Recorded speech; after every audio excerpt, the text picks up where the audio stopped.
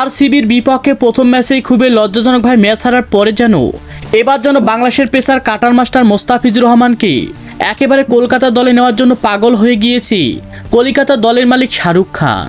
শাহরুখ খানের কথা হলো যে যদি আমার কোটি কোটি টাকাও যায় তারপর আমি টাকার পরোয়া না করে আমার দলকে চ্যাম্পিয়ন করতে চাই আমি।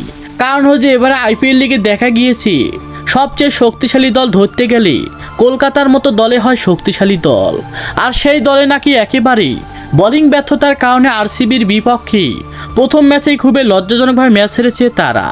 আর এটা যেন কিছুতে সহ্য করতে পারছে না কলকাতা দলের মালিক শাহরুখ খান, আর তাই তিনি কাটার মাস্টার মোস্তাফিজুর রহমানকে যে কোনো মূল্যে চায় তার দলে, আর সেটাই কিনা একেবারে সামাজিক যোগাযোগ মাধ্যমে একেবারে ভাইরাল।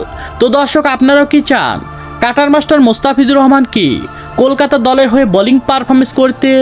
সে বিষয়ে আপনাদের গুরুত্বপূর্ণ মতামত জানাবেন আমাদের ভিডিওর কমেন্ট বক্সে। ধন্যবাদ।